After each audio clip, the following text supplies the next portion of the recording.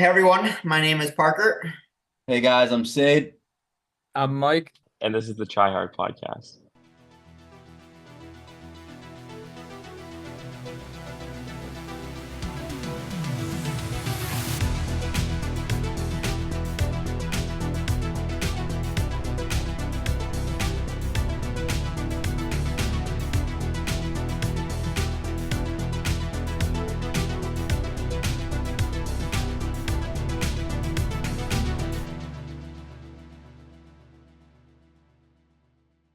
Welcome back everyone to the Try Hard podcast. As you guys heard, once again, we have another very special guest joining us, my great friend and incredible triathlete, Zachary Bernier. I'm sure he will pronounce his last name better sometime during this episode, but I actually met Zachary last year when I was training up in Canada, Kelowna, Canada with Jameson. And since then, so since June of last year, Zachary has gone on. He won his Ironman age group, or he won his age group at Ironman Arizona, posting a time of 8:44:56 in his Ironman debut, which I believe is that's the fastest Ironman time for anyone under 20 years old, right? Yes. And also, most recently, he won overall, not just his age group, but overall at 70.3 Coeur d'Alene. And what I think is most impressive is he actually took a KOM from the one and only Sam Long during a training ride pretty recently. Isn't that correct? Yeah. That was pretty awesome, actually. Well, I'm sure we're going to talk about all of those achievements during this podcast. But before we do, Zach, you want to just come on here and give us an introduction, kind of how you got into the sport, and then I think, yeah, I'm sure Seid, Mike, and I will all have some questions for you as you talk. Yeah, for sure. Thank you for the introduction. It's pretty good. It's a pretty good resume, I feel like, but I'm gonna try to build on that. For So, for a year in the sport of doing this actually like semi-competitively at it all. yeah, exactly. But I've been training for about I'd say 4 to 5 years now. 4 years more seriously, and then 5 years like kind of knowing what triathlon is.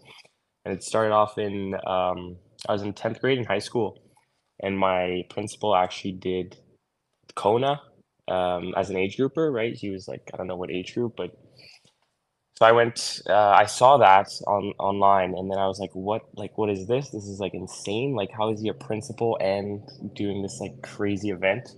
So I kind of looked online at what it was, and I watched the race, and then I saw Patrick Lange win in 2018, and I thought that was insane. Like, I was like, that's just crazy. So then I kind of knew what triathlon was. I joined the cross country team, started running a bit.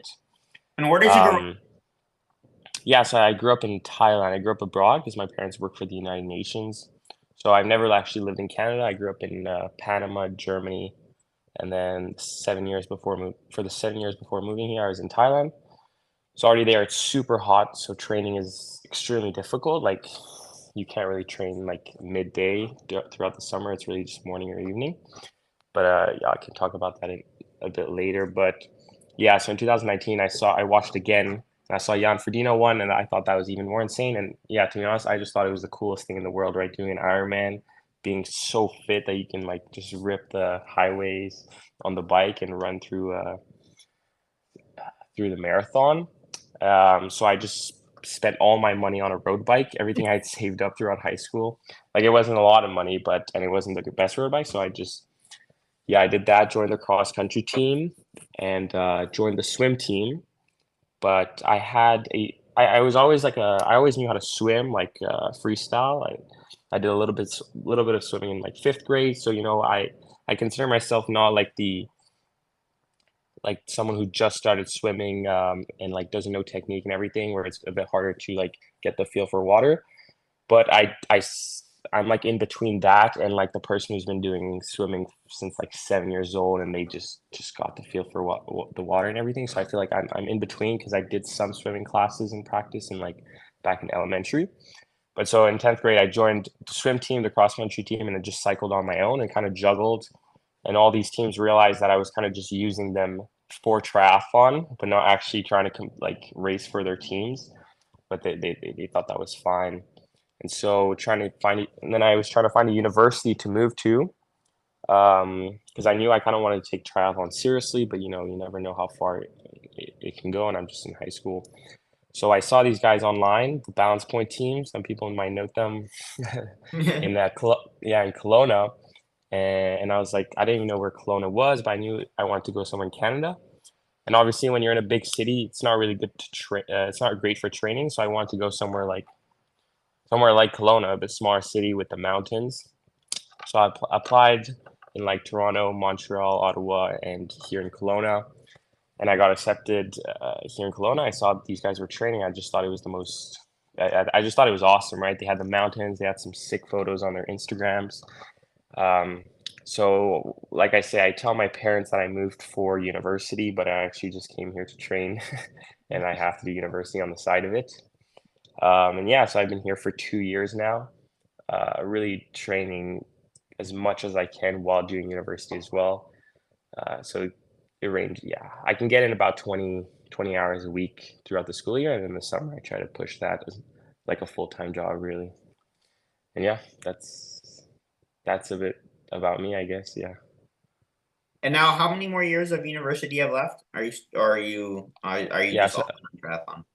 no, now I have 2 more years. So I just finished 2 years and I got 2 more years. I'm studying health and exercise science.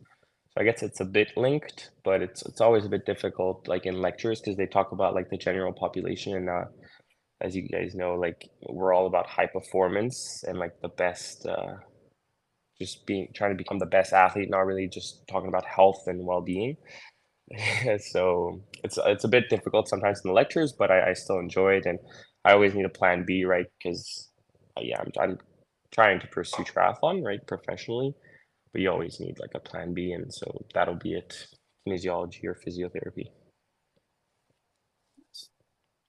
Now, is that your plan after university is to go full-time triathlon, like, and make that your kind of living and like, earn money through racing and sponsors, or do you plan on, getting a job and whatnot, a real Yeah, job? no, exactly. Yeah. The real goal is really to just straight out of university in 2 years, just go pro. Um, but I can only do that, right, if I find a sponsor to give enough money for like a salary or get enough prize money, because I'll still only be 22 years old, and it's hard to, like, I guess people are getting younger and younger and winning bigger and bigger, but like 22 years old trying to compete against the best in the world is still like pretty hard. I think I'm giving myself about 5, 6 years to be a world class competitive athlete, I guess. So yeah, like it'll just be like I'm trying to do like a transition, yeah, between university and then try to compete professionally and then try to win in about 4 or 5 years, bigger races. Yeah. And now, speaking of sponsors, I see that you have I think, Mike, was that what you're gonna ask? I was gonna ask that. I was gonna say, like speaking, you're wearing the De Boer shirt. Is that how you say it, De Boer? DeBoer, yeah. Okay. Um, yeah, it's not like an official sponsor with them. It's more just, yeah, they were nice enough to get me the suit. Because yeah, one of the not CEOs, but one of the person is Canadian, so he likes what I'm doing and stuff. So it's nice enough. And because to be honest, like I'm still racing age group, right? So no pro, so it's hard to ask for a lot more from sponsorships, right? Because you're not actually racing professionally. So I feel like just getting some products right now will help me, like especially this wetsuit, since it's so fast, allow me to win, and then allow me to be a better age grouper, better pro, and then, yeah. So it was really just nice of them, yeah, to give me the wetsuit. And another piece of equipment I saw you rocking, a bike. You want to talk about that a little bit? Yeah. The bike is probably the biggest, better The best. addition. Yeah. So it's, well, yeah, some people might hear of it by now, but it's called Coeur Cycle. They're a bit past the startup, but they started in 2019, and they were wondering how to grow their business, and instead of sponsoring a couple professional athletes, like best world class athletes, they decided to like support age group athletes into transitioning them to become pro. So after Arizona, they reached out to me, and it's not like a full sponsorship or anything like a pro would get, but it allows me, um, like I didn't get the bike 100% for free, but it allows me to race with this insanely fast bike. Um, yeah, and get better results. And then hopefully this partnership can continue into my professional career. And then yeah, that depends on the contract. But there, yeah, that's my biggest support right now. Crew cycle, yeah. And in their bike, is that I've heard a little bit about the bikes. I know about them. Is it like custom built to you, and did you get to do aero testing with the bike? Or Okay, yeah, yeah. Yeah, for sure. So actually, that's why they're so great because they give you this opportunity as an age grouper, which what some of the pros do, and that is, yeah, aero testing. And yeah, the bike is built to your body, right? So that it's person then bike, not there's no sizing in the bike, so it's 100% custom made, which is insanely good because I have never ridden a bike so comfortable, and I Mhm. can just really like my old bike was not like the best bike, but like I would get back pain after longer rides or right just soreness random places. But I can really spend like 4 or 5 hours on this bike and get no back pain. It's really just the legs doing the work, right? So that just helps so much um, for training. Yeah. Nice. And how And long then how long have you been sorry. riding the bike? Yeah, so I got it in April, end of April. So now Okay. it's been 2 months. And Wow. also, yeah, I forgot to talk about the aero testing. That's really great opportunity. So I went to Europe, the Netherlands, for aero testing, and you can really the difference between my initial position with this bike, and then we did like I think it was like 15 runs, changing a bunch of things, right? Testing out different equipment, different helmets, different suits, and you can really see the difference between my starting position and my ending position because it was just with the How many same watts you bike saved? just with the same bike, it was 20 watts, Wow. 22. Yeah, so that's starting position and ending position with that bike. Hmm. Wow. So and I didn't bring my old bike, right? So with my old bike, it would have been I without like it might be a little biased, right? But I do think it's one of the fastest bikes in the world, and it can definitely compete with the Canyon, the Scots, and yeah, because I had I won't say my CDA exactly, but I had the second lowest male CDA they've ever seen. Well, I've seen So your I position. I mean, if you guys take a look at his Instagram, you're like, yeah, I don't know, you must have like the body or the mobility or what, but you have a really aero, like, you just looking at you, you look like you're pancake flat. yeah, because yeah, for I don't know, it might be my body, but since the bike is custom made for my Yeah. body, the drop between the seat and the bars is pretty low, like lower than usual. Usually they're about flat, right? But my bars are lower than my seat, so my back is really straight. Which yeah, it's pretty aggressive. But since the bike is tailored to my body, it doesn't feel aggressive at all. It just really feels comfortable, which is what's so good about this bike, I think. Now, did you test shaved legs versus unshaved legs? Not really, but the calf sleeves are faster, so I'll race with calf Oh, sleeves always interesting. because yeah, calf sleeves are faster and there are different suits. I didn't have different suits, but there were other guys they were testing different suits, so there really are suits that are faster than others, but it's really only a couple watts. But yeah, so I'm So gonna try to get a faster suit. question on the calf sleeves. So let's say it I know if it's a wetsuit swim, it obviously makes sense to put calf sleeves on, but if it's not a wetsuit swim, would you still put calf sleeves on in a half or a full? Or does it make that much a difference? Yeah, I haven't.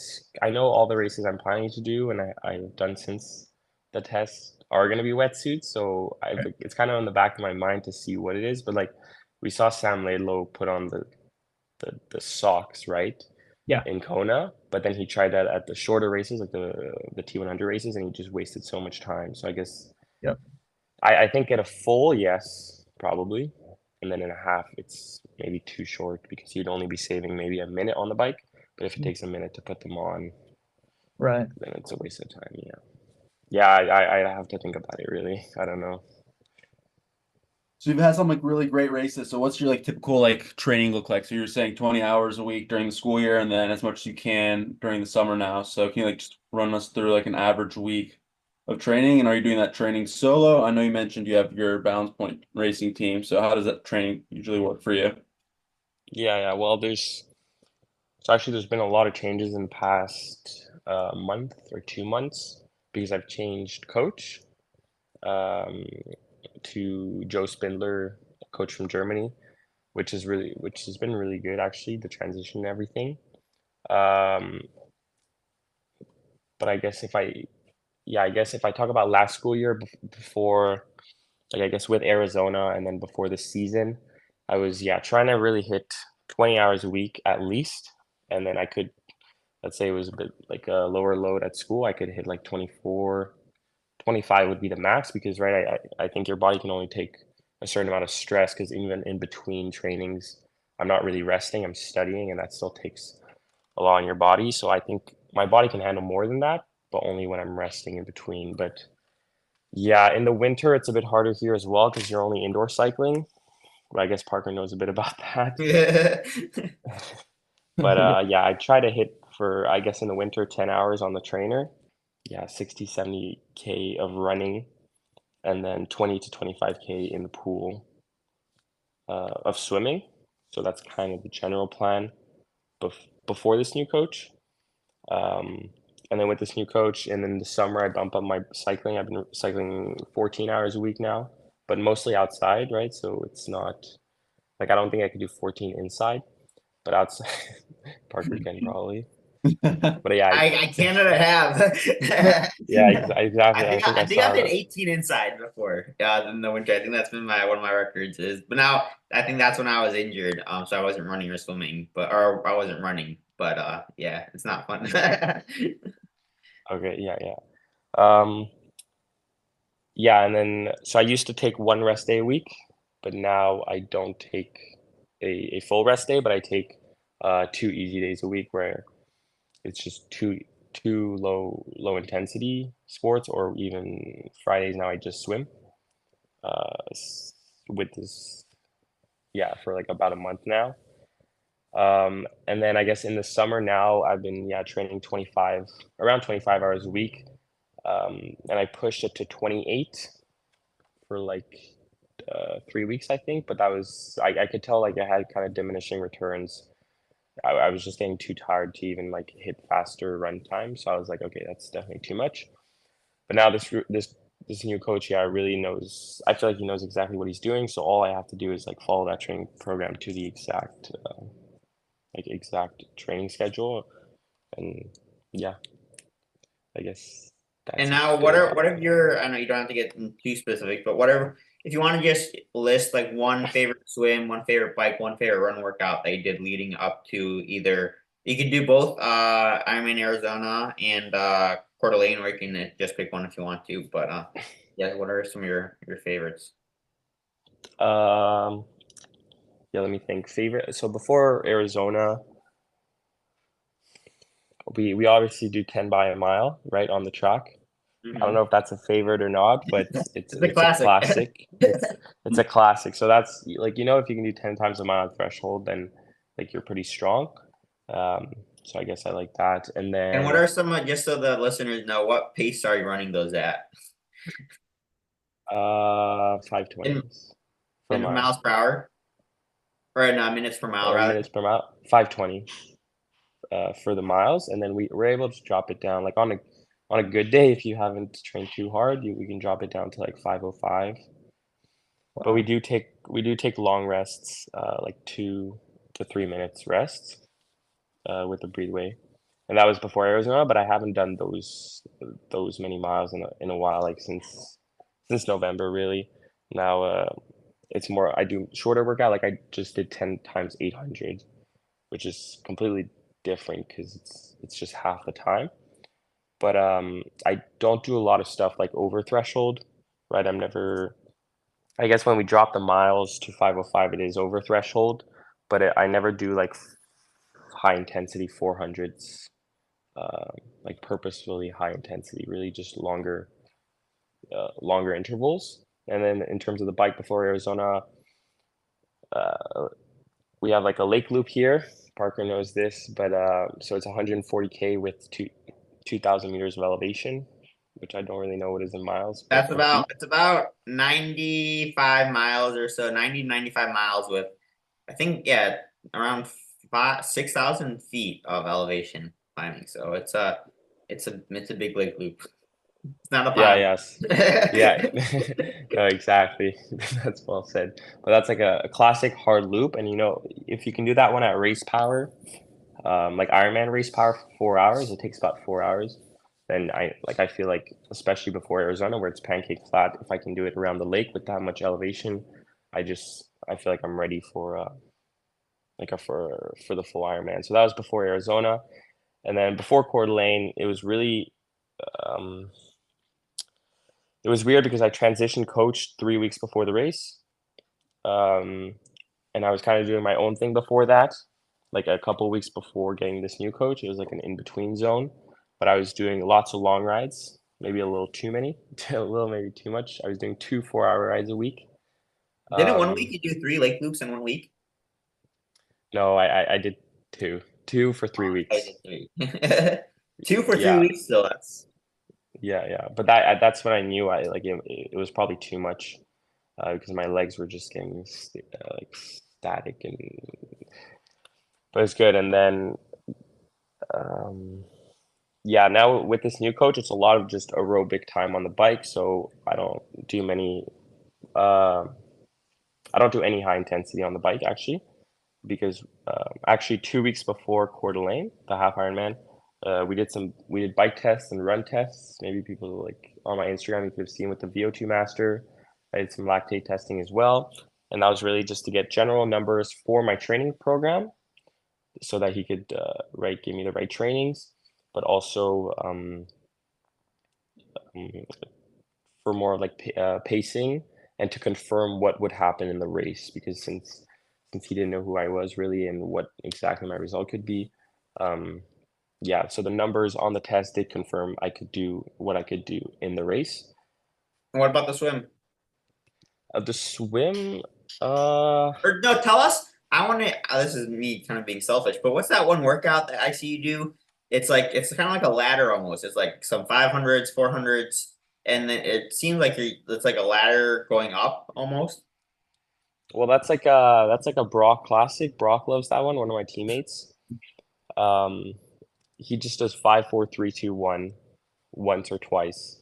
Um, and But you're that's swimming. I mean, I look at there. You're swimming those fast. How fast were you? Like in meters or yards? It's like 118 meters, 111, 110 in yards. yeah, in meters. Yeah, I swim all 25 always in 25 meters, but yeah, I can do 118s probably for that now. And even but yeah, so actually going back to training, throughout the winter we did a lot of technique work. So not a lot of volume. I dropped my volume to below 20 kilometers a week in the pool, and we really just did technique work. We had two coaches on deck sometimes. And I think that really helped with my swimming, because like I was swimming hard a lot before, but with wrong technique, so I was wasting so much energy. And then with all this technique work, you kind of slow down, so you feel like you're slowing down and you're not getting faster, but that's only for about a month and a half. And then once you start the speed and hard training again, like hard swims, then you do have the right technique, so you can go faster and you can train harder, which is what I'm really feeling right now with these harder, longer sets. Um, I can kind of keep going at the end of the workout, keep pushing, and I can hit similar speeds, but with way less effort than before.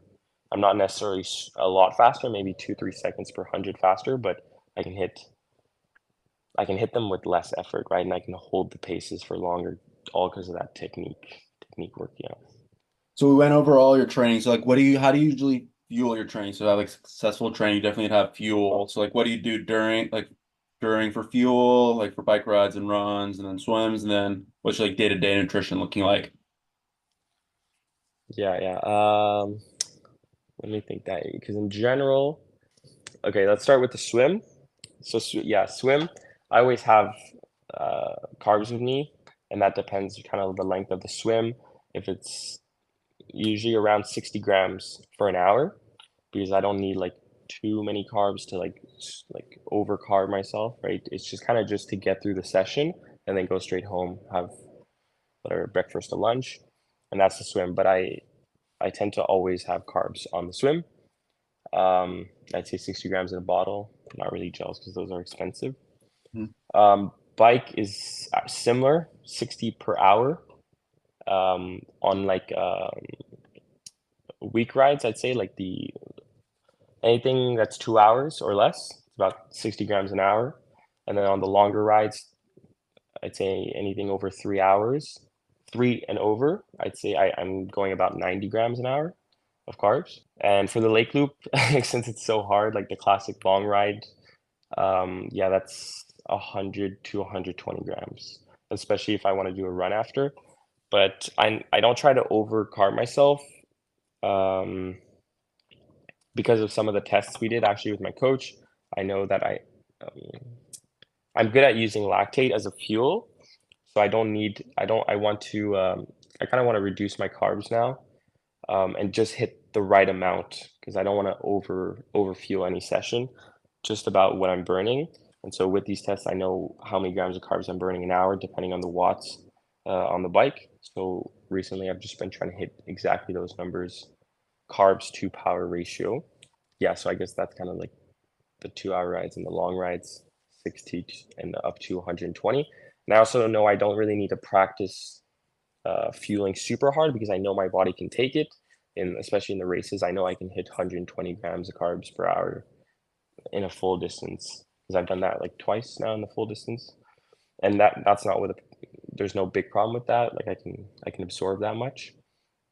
And then in the run, yeah, I don't feel that much on the runs because most of my runs, I don't run much more than 90 minutes right now. I don't do super long runs. Um, so I don't need to fuel that much. Sometimes if it's a brick, I just have one gel on the run if it's over 30 minutes. But yeah, I kind of just go for the run really. No, don't think too much about fueling, but that's only if especially if it's a brick, I try to fuel right on the bike so that the run, if it's shorter than 30 minutes, don't really need fuel. If it's longer, I just bring one gel and that should be good because yeah, I'm trying to teach my body, right, to burn the fat, not the carbs. So if you're always carb, then you're just utilizing carbs and your body's not exactly fat fat adapting. And then in terms of my general nutrition, in terms of as you asked, I have upped my protein a lot recently this past year, I guess since January. So like as many eggs as I can. Did Jameson get you on that egg kick? I remember when I was staying with him, that man would have like 5 eggs for breakfast, another like 6 for lunch, and then for dinner all he have his eggs.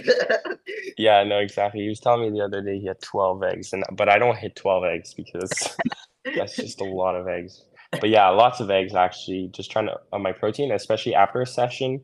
Um, just go straight to the protein. Not really too many carbs. Um, Especially if I don't have a big session later in the day. If I do have a big session, then yeah, carbs, protein. But if especially if it's my last session of the day as well, mostly protein. Um, so my body can utilize the protein and the fats after the session as well. Now, speaking of protein, do you do any strength training or mobility? Uh, no, not really. Yeah, a bit like The the Norwegian Norwegians. train? Yeah, exactly. A bit like the Norwegians. Not really strength training. Yeah, just don't really believe in it. Just swim, bike, and run. And I don't know. Yeah, with this new coach, I haven't done strength. I didn't do strength training with my old coach, and with this new coach, he doesn't give me strength training. So yeah, and also because if they did give me that, I wouldn't mind, right? I'd go to the gym, do the exercises, but I don't know. I've never really gymmed, right? So I don't really know what to do specifically, and I don't want to waste my time, right? I'm not going to go and do random exercises I don't know about because I already train so much. So yeah, I don't want to waste my time and do stuff I don't like what I if I don't know what I'm doing. So yeah, I just swim, bike, run. If it works, it works. Yeah, Yeah, so what do you have planned for the rest of your year? So you've had a great start to this year. So what else you got planned? I'm assuming you qualified for Kona, Arizona. So what's your plan for the rest of this year? yeah. So I've qualified for the world champs every race so far, but I don't attend them. I can't attend them because Hmm. it's just too much money as a university student. I can't afford it. Which is actually fine for me because I have my plan, which is Nice 2025, and I still have lots of time to qualify for that. So yeah, Kona, I knew I was skipping, and then New Zealand, like 70.3, it's just during exams, so I can't even attend. And it's super far from here, right? I guess you guys know. So I won't be going to those, but the plan, yeah, the big plan is Nice 2025, and hopefully I'll qualify in Penticton. So that's my next big target race, Ironman Penticton, August 20, end of August. But in July, end of July, I'll be racing Challenge Quebec, which is Oh, a half distance race. And that's kind of just another half distance game because the more you race, right, the better, the more you adapt and the better practice you get. So I wouldn't say that's an A race, but it's like it's always good to give your best, right? And then yeah, we'll see after Penticton what the plan is from there. Doesn't Ottawa have a full next year, I think? Or is that Yeah, this year? yeah, and 2025. Yeah. But I think it's in the summer as well, so it's in a while, like Okay. in a year. Because I have a hard time, like even though it's cheaper, right, to like register like a year in advance and stuff, but just with like just such a busy like school, you don't know what's gonna happen with school, other races, opportunities and stuff. So I always like Coeur d'Alene, I signed up like a month before, even though I kind of knew I was doing it. I never want to just drop the money in case something happens or yeah. Yep. So yeah, exactly. well, now I know you mentioned just going back to training a little bit. In the swim, something that you focused on that you said had massive impacts for you and really helped you progress in the swim was all the technique work you did in the winter. Obviously, with having two coaches on deck, that helped a lot. Do you have any similar tips that you could give for the bike and the run that you would say that you've noticed personally have really improved your performance in either of those, whether that be doing lots of time at like low intensity on the bike or like mile repeats on the run, or like what is something that you notice personally has really helped your performance and get to kind of that next level, or is it just been consistency and just training day in and day out, do you think? Yeah, well, I guess, yeah, consistency is like the biggest part. Like, it's really not about the session you're doing right now, but it's about the next session and the session the day before, right?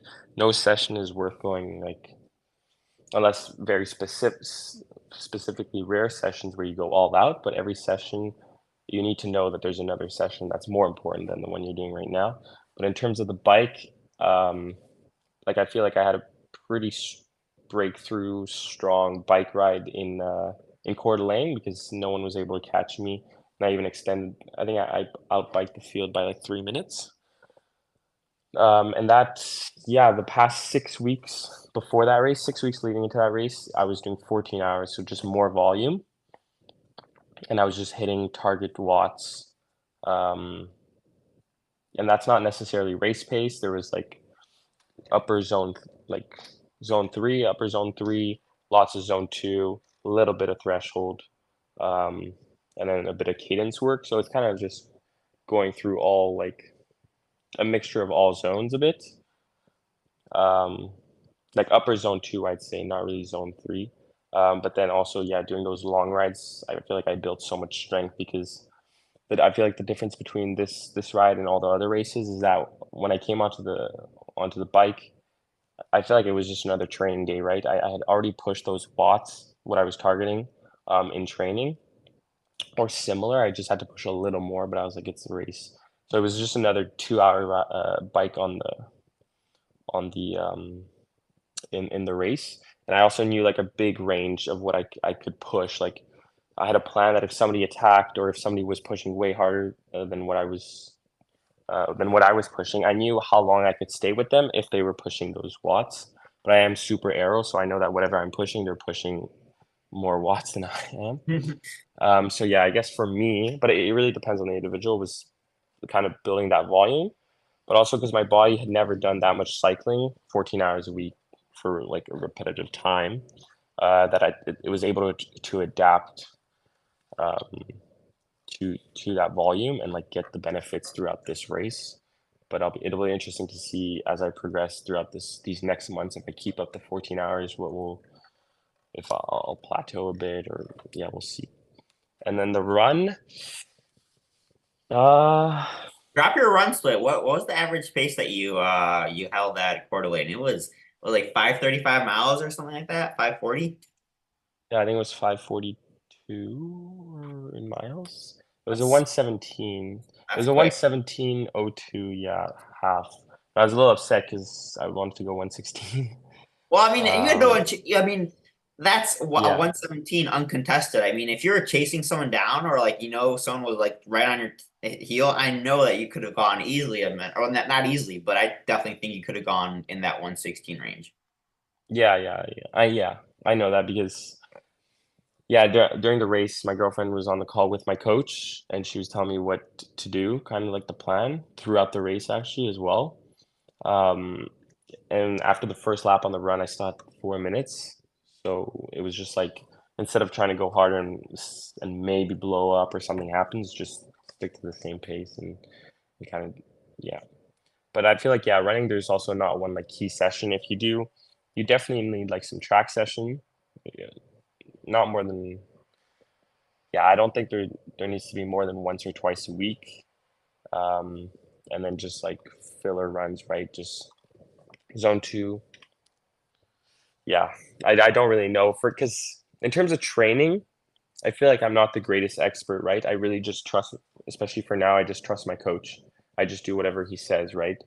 Because I don't like to think about it too much.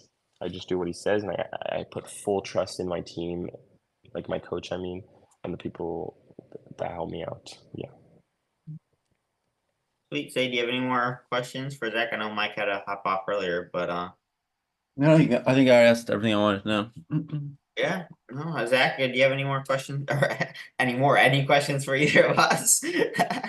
Well, I was gonna ask, do you guys have any races planned? Like, Well, Said, yeah, you want Said's Um, doing in I'm Maryland? just doing Ironman Maryland. That's my main race, and hopefully I can hopefully do well there. And age group. And oh, then what age group are you in right now? Sorry. This could be my last year of 18 and 24. So I turned 24 in December. So this is my last year. I get cut off this year, unfortunately. So it's really annoying. Okay. Yeah. And when's that one? When's Maryland? That one's September. What is it? September 21st. So I think 3 weeks before Kona. So it's not really that much of a stacked field usually. So hopefully I can Oh, do pretty well in age group. I think I can go top three in age group, but hopefully can sneak. We'll see though. We'll see. yeah, yeah. Awesome. and then yeah, I'm doing I have Musselman 70.3 half in next in like 10 days actually. That's That's on the next weekend, 14th of right? yeah, next weekend. So that's July 14th and then Kona. So those are the two big races for Okay. me. Um Okay, nice. Kona, yeah, no, that'll I'm be actually awesome. so Mike and I are going to be headed out there 2 weeks before the race. And he's going to be kind of training with me for a week or two. Yeah, before that, so it should be a fun time. But yeah, it's Uh, just going to be a fun race out there. okay, yeah, what age group are you gonna be there? 25? I'm gonna. So I turned 25. I turned 25 in February, so I'll be in the 25 to 29. Okay, So okay. yeah. And how you're 20, I'm 21? no, I'm 20. Oh, huge. My God. Yeah, no saying I'm kind of happy that we're going into the next age group because any Yeah. racist Stack shows up and he's gonna demolish everyone at a 20-year-old. Are you the youngest guy to win a 70.3 overall? You have to be. Uh, I don't know. Nah, I think there was this guy like he was 19 or something. Like yeah, but I don't know. I'm sure you're one of the youngest, but Yeah, yeah. Well, that's the thing. I have time on my side, like, and I'm still at exactly. university and for 2 years, and hopefully break through in 2 years. Yeah. Yeah. Well, one more thing before we let you go. We haven't done this in a while, but we have this segment. It's like a nutrition segment. So if you want to mention something, it doesn't have to be new, but I don't know, a nutritional product, sports supplement product, or just something that you've used to fuel one of your workouts in the last week that you really like. It can be, Haribo gummies, or it can be some new gel that you tried, really, whatever your go-to is, or one of your favorite products or just something new or interesting that you've recently tried that you'd like to share. Well, I guess yeah. I use a lot of the goo with the high amino acids, the Guractane? yeah, the Roctane. Yeah, for some reason, I don't know if it's the gel or whatever, but yeah, I like those, and I feel like they give me. I always What have a good flavor? bike ride when. The cherry lime is that one? Cherry Cherry lime. limeade. Hmm. Yeah, That's such yeah, a but weird flavor. I've never heard someone say that's their favorite. well, to be honest, at the store I work like part time at a running room, and those got expired, so I could grab them. So I had like a whole box, right? So, but actually, yeah, the Roctane, I don't know, I feel like they work, so it's good.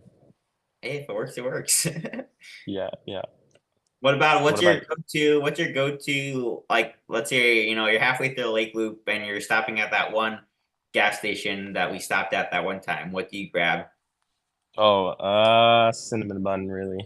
Right? I think that's the same thing. We had Lachlan, the guy from Australia. So I think the same thing he said. Well, yeah, cinnamon bun if I'm like hungry, because then right, it'll kind of fill your stomach. But I just get like some iced tea if I just need like more like liquid carbs or whatever. Yeah. Hmm. What about you guys? Do you guys have a gel or something? So yeah, today this week I had energy juice. So I had these bonk breakers. They're cola flavored, and they had Oh, 100. I had those. Yeah, I like Kyler Roth gave them to me this weekend because I just need some caffeine stuff, and they were really good. So I tried them today. They actually taste like really. They like taste exactly like cola, and they didn't like taste too strong with the caffeine. And they like, I really like them, so I'm definitely gonna get them again. I think, and I usually don't like chews, so definitely recommend Bonk Breaker Cola with 100 milligrams caffeine. What You're about you, not gonna. Parker? Oh, I was gonna say you're not gonna plug your SIS, your sys gel. Oh, I do. I just got someone just knocked on the door, so I got my feed order. So I do have SIS Tutti Frutti that just came. So Have you that's tried those before, Zach? No, no. How are they? I've heard of them though.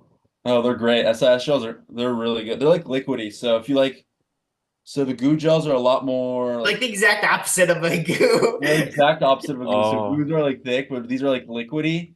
But okay. Yeah, yeah, I think I like that better for my stomach than the goos. yeah, yeah, yeah. It's Each kind their of own like though. yeah, yeah. I tried the Power Bar one with like it's liquidy. Mm, Yeah, yeah. I see. I kind know of what like you guys that. mean. Yeah. Okay. The only issue I have with the SIS gels is that they're massive. So if you want to take like, put them on your bike or something, yeah, they take up quite a big room. Like you could probably, Yeah. pack two or three, maybe even three gel or goos for the same size that, Hmm. SIS gel takes up. Um, Yep. but yeah, no, recently I tried another one of those Torque. I really like that brand. I think they're a French brand, Torque energy gels. I tried like a orange something, that one. And then I'm gonna be trying out a new brand, Santa Madre. They're from Spain, I believe. And I just saw them on the feed. Yeah, so they are good too. Or at least I had one bar and it was pretty good. So Yeah. Do you guys get all your stuff on the feed? feed or raw. You gotta try some Okay. raw. I'll send you something. I'll send you something from raw as a little congratulations. Yeah, actually, because I've never tried, but it's getting bigger and bigger, and now like everyone is using it, so Yeah. I feel And like them I raw gotta orange. try it. So good. Gotta send orange, Parker. Yeah, I'll send you. So they have two main products now for sports nutrition. It's their raw fuel, which is a carb mix. So each serving, and what I also like, it has sodium too, kind of like the Octane, because the Octane Mm. is high in sodium. But the raw fuel that has 25 grams carbs and 300 milligrams of sodium in a scoop. So I should do like 3 to 4 scoops an hour. And then their replenish product. It's just electrolytes, so it doesn't really have any carbs, low sugar. That has 1,000 milligrams of sodium per scoop, and they have lemon lime. Mm. Yeah, so like if you like a heavy sweater or like you're doing like a run, but you don't need carbs, but you just don't want some sodium, you can take that. So they have 3 flavors: watermelon, mojito, lemon lime, and the chocolate one, which I usually have like after or before a session with like a banana or a smoothie, something. It's really good. But Oh, yeah, 1,000 milligrams. That's good. yeah, it's salty. But if you put like 3 scoops of the carb mix, is it like too sweet or it's like doable? Oh, I don't. it's I really don't like sweet things, and I can do 5 scoops, and it's definitely doable. Oh, okay. Okay, Usually, then that's usually the good other to ones know. are way too sweet, but I really like this one. Okay, yeah, because I've tried some where it's like 25 grams per scoop, but then you put 3 scoops and it's not even drinkable, right? Like it's like so sweet. So okay, Yep. nice. It's not quite as sweet as your maple. Well, you're not Canadian. I was gonna say your blood maple syrup, but it doesn't run in your veins. Well, no, I was born in Canada. Oh, really? Yeah, yeah, I was born in Oh, Montreal, okay. but I moved when I was like 4 months old. Oh, So so it doesn't count. yeah, no, not really. I'm kind of getting my Canadian back now, but yeah. I can tell you got a little bit more of an accent than when I was there last year. Okay. Yeah, yeah. Oh, for sure. All right. Well, anything else you want to say? No, I think yeah, sums it up pretty well. Thank you for having me and like yeah, it was a nice introduction at the beginning. So Not true. So, well. Yeah, we'll definitely have to have you back on after one of your next races. Probably after you qualify for Worlds. We can talk about your Ironman, and yeah, after we had some more time with your new coach, we can kind of talk about any like changes you've seen in the programming or something, or like like breakthroughs you've had for everyone yeah, involved. yeah. Yeah, well, that's why it's been a bit tricky, like to express like my training and everything, right? Because it's Mhm. just there's been so much change now, and I was a bit self-coached for a couple of weeks, and then I moved to this coaching, and we were already prepping for this race, but also doing like testing. So there wasn't really there wasn't even like one full week that I had just normal training because we did tests one week, test the next week, taper week. Like yeah, it was a bit all over the place, but I think like yeah, these next few months like it'll just be like good consistent training. Yeah. Oh, one more thing. What's your FTP? Since you did your test week, did you get your FTP tested? Not my FTP, no. No. If you had a ballpark, We if you had to drop an estimate. uh like 320, 330 watts. But I am pretty light now, I must say. I'm the lightest I've ever been. There you go, say 320. That's your goal to get up to before Maryland. Oh well, yeah. Thanks for joining, and we'll definitely have to have you back on. And for all you listeners out there, if you guys want to try out Raw, you can use code NVDM to save. And yeah, I'll send a jug of orange out to you so you can try that out. That'd be amazing, yeah. All right, we'll see you guys in the next one. Thanks again, Zach. Yes. Yeah. Thank you so Thanks much. for joining, Zach. Yeah, thank you so much for having me. Awesome. Thanks for listening to this week's episode of the Try Hard podcast. If you enjoyed it, we'd appreciate it if you could share with others and leave us a 5-star rating on Apple Podcasts and Spotify. If you have any questions or comments for us, you can either DM us on Instagram, leave a comment on YouTube, or message us through the Spotify app. Lastly, I'd like to thank the sponsor of this week's episode, the Naperville Acupuncture Center. If you ever find yourself in the Chicagoland area and are dealing with some aches and pains, I cannot recommend Frank and Angela enough. They do an amazing job over there, and I promise you will leave feeling so much better. Thanks again for listening, and we'll catch you guys back here next week.